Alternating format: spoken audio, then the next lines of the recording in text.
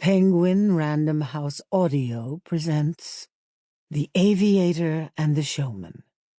Amelia Earhart, George Putnam, and the Marriage That Made an American Icon by Laurie Gwen Shapiro, read for you by Stefanie Powers.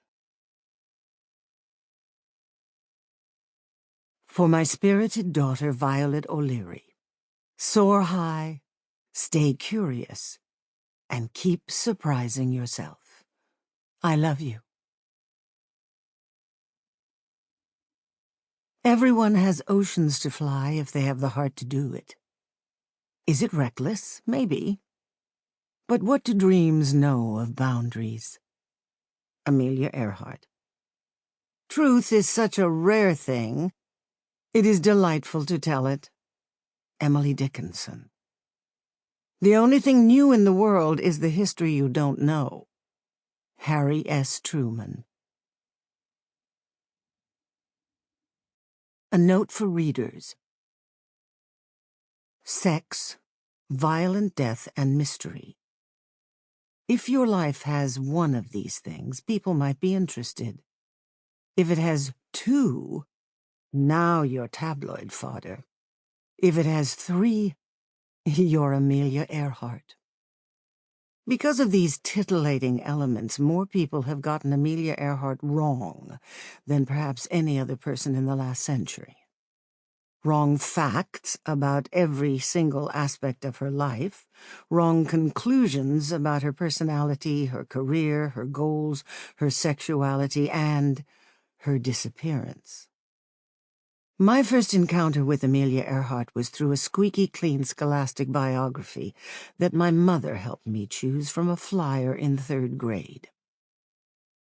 I was wooed by her story, and I well remember my dad's admiration for Amelia when we all discussed her at dinner.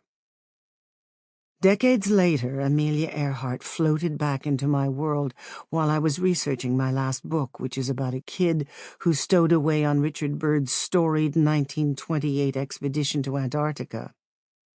Byrd's publisher, George Palmer Putnam, had organized a national competition for a Boy Scout to join Byrd's crew and then write his own Putnam book for young boys. I was aghast. What kind of person sends an untrained boy on a life-threatening expedition to the bottom of the globe? Well, the kind of person who would marry the heiress of the Crayola Empire, and then hire Amelia Earhart to write a book, and then have an affair with Amelia Earhart. Those juicy details were somehow absent from my childhood scholastic book. So here was Amelia, buzzing over the Hudson River to help promote Commander Byrd's departure, with the Boy Scout and the stowaway aboard. It's been said that the story you should write is the one that sticks in your head. I realized I knew very little about Amelia Earhart. Was she the wholesome role model depicted in biographies for children, or did she have a tarnished political background and a secret, messy family legacy, like Charles Lindbergh? Was she a great flyer, or merely brave? What was her inner life like?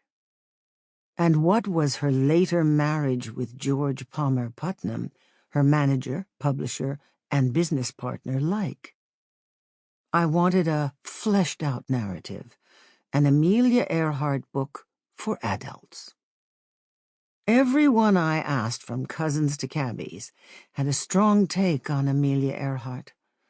The more I dug in, the more I realized that she had been a lightning rod for almost a century of projections and agendas, chauvinists who wanted to belittle her abilities, those who wished to skew her sexuality and ambition to align with non-existent reality, well-meaning historians who bought into all sorts of whitewashed narratives, supplied by family estate overseers, museums, etc., historian frauds who used Amelia's disappearance as a point of departure for their own smart-sounding yet evidence-free theories, and outright crackpots, whose speculations about her fate belong in science fiction, yet grab headlines even today.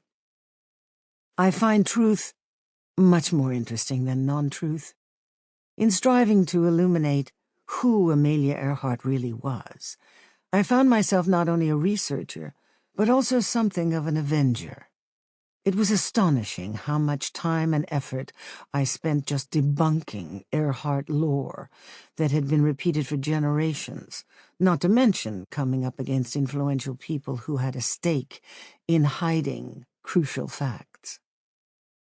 What stands out is that Amelia Earhart, the real woman, not the one of fantasy, was ambitious, courageous, intelligent, curious, sexual, overconfident, lazy, kind-hearted, shrewd, and flawed.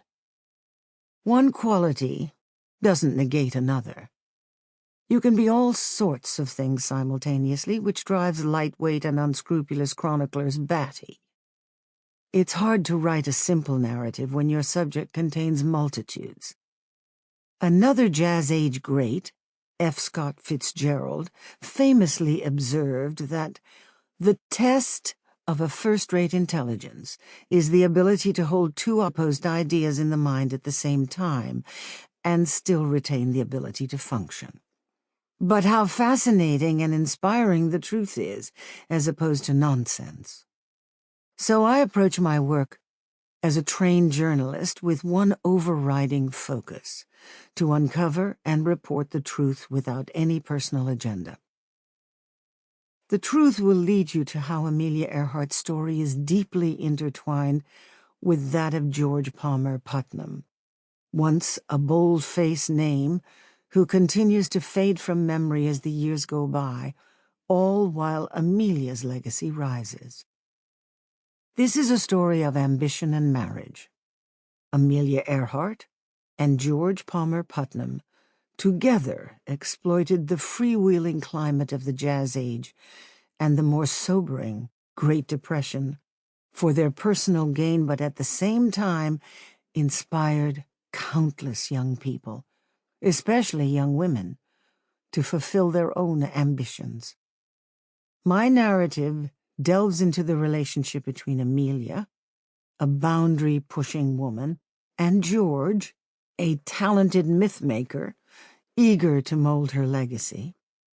Their partnership crafted the polished, iconic image of Amelia Earhart that still emboldens everyone, from young children reading their first Amelia Earhart biography to women astronauts moved by Amelia's spirit since youth, and now embarking on groundbreaking space expeditions.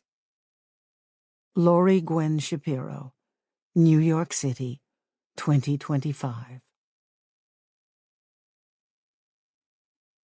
A word on name usage.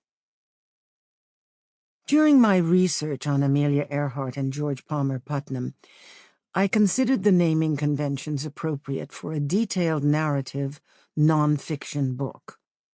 Some writers before me have used A.E. for Amelia and G.P. for George. However, I found that Amelia adopted A.E. as a public persona at the strong suggestion of her manager and future husband, and those closest to her continue to call her Amelia or Millie, openly disregarding George's effects. George, when mingling with the hoi polloi, insisted that he be called G.P., pronounced G.P. To be fair, the nickname helped differentiate him in an industry where many of his relatives had similar names, like his powerful elderly uncle George Haven Putnam, a book-publishing legend. At G.P. Putnam's Sons, the company his grandfather founded, underlings respectfully addressed him as Mr. Putnam, and his later California business partner, Cap Palmer, revealed that the inner circle always called him George. Amelia's endearments for him were Gyp and Gyppy, and by many trustworthy first-hand accounts, rare. Sample complete. Ready to continue?